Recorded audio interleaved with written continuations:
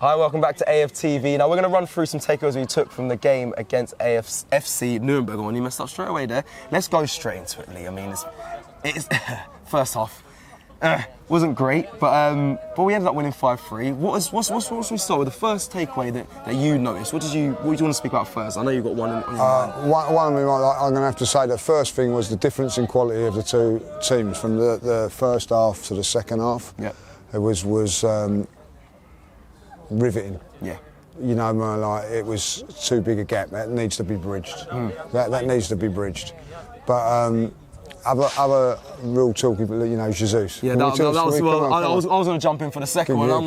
We have to talk about him. We have to talk about him. I know. Yeah, listen, I will keep going back to the welcome video, and there's going to be fans that, you know, if he doesn't do too great, that, you know, they might throw up the video. But what I saw today, and I know a lot of people are going to say it's FC Nurnberg, you know, it's Division 2.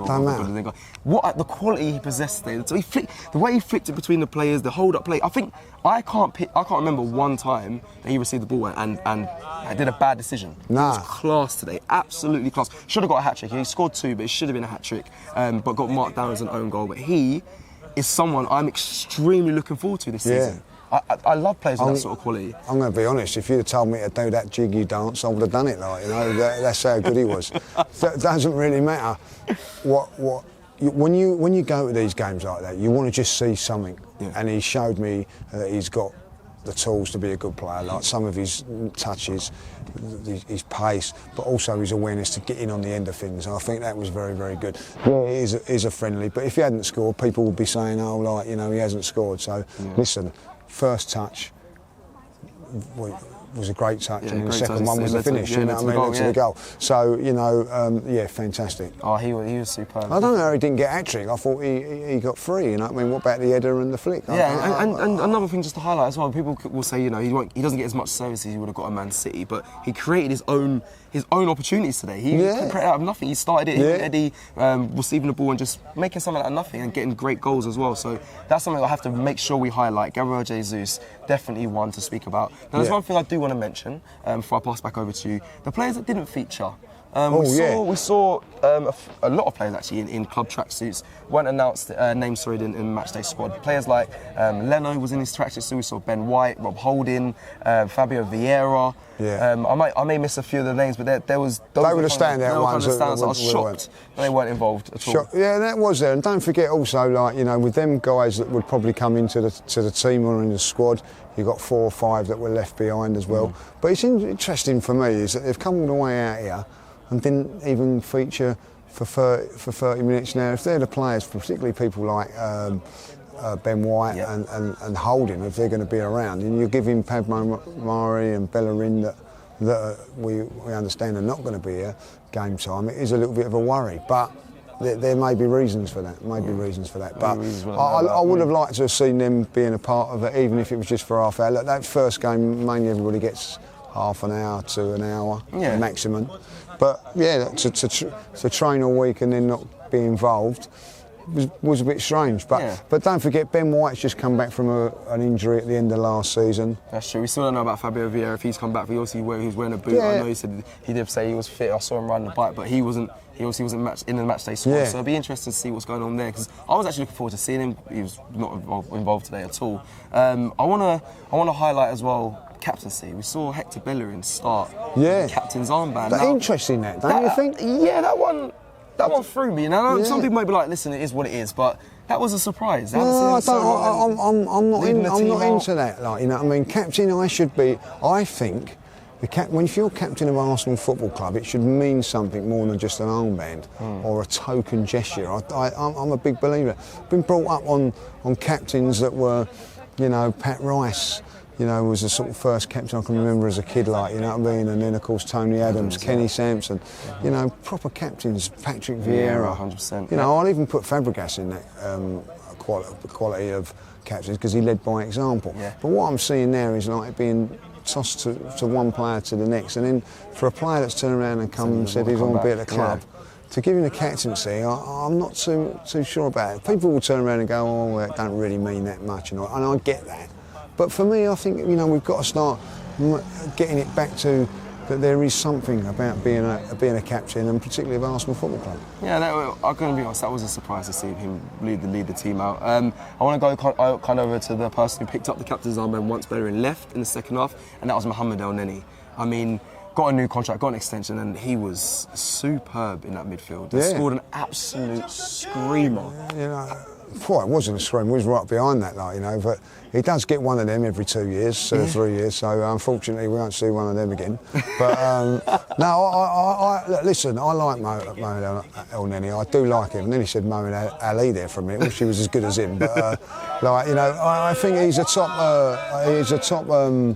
top player for what he does. He's a squad player. Now, I've been in football, you've been in football. It's very, very hard if you're not playing week in, week out. But he seems to keep motivated. And I think that's a fantastic trait that he's got. He knows what he is, he knows what his job is, and he does it really, really well. But he is a backup. We don't want to see him, and I don't mean this disrespectfully, being in those main games.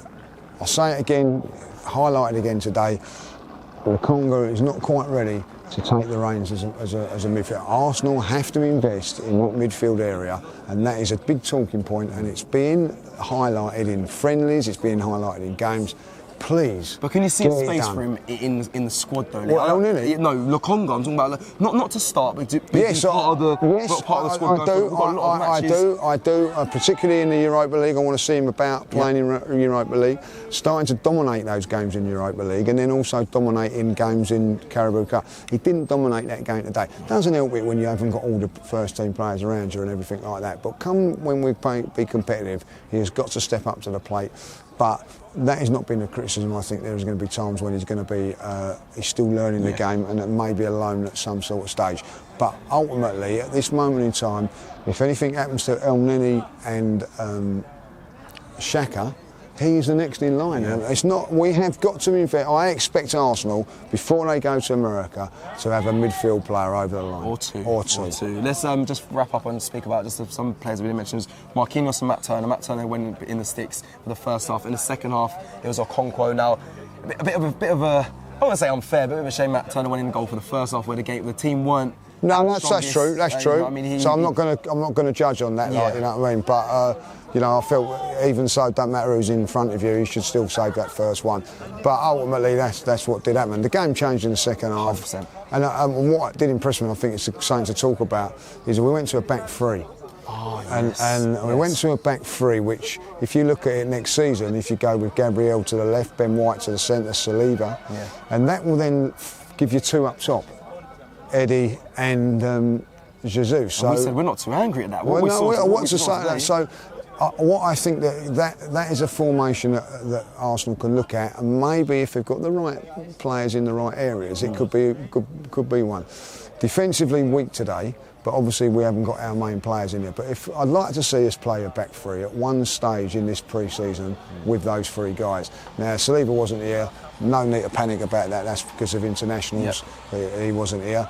But I would like to see him come in and play alongside Ben White, who's the ball-playing one. Gabriel. See how it goes. That's just to highlight on that and double down on it. So Gabriel was Mikel Arteta went back to a back three. Gabriel's on the left centre back. Pablo Mari in the centre. So that'll be Ben White if they do the change. And on the right was Cedric of the three, and that would obviously be Saliba. And that would be a very strong looking, sounding on paper, a really strong back three. So hopefully we do see that. That is kind of it from everything we took away from today's game. And the last thing is one thing he did mention, which did catch me by surprise: the kit.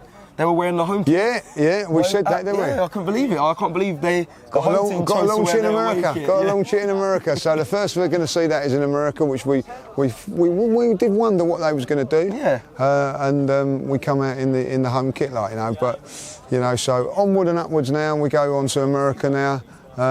But want to say it's been an absolutely outstanding weekend. It has, and to end up on that, I just want to say big up to AFTV, big up to Robbie as well, because we've had a blast. We've had a great and a big up to Michael and Patrick, who have been our two German contacts over here, and they've given us 2 fantastic days. And so big up to everybody and all the fans today. Like, you know, been incredible. Like, you know, so it's been a great couple of days. And it's been a pleasure, isn't it? Yeah, it's been a pleasure. Well, listen, thank you all for watching. Make sure you hit a like if you like this video and subscribe if you're new. And again, a big thank you, because this has been a trip that I'm sure that will stay with me. So yeah, take care, and we'll see you again very soon. Peace.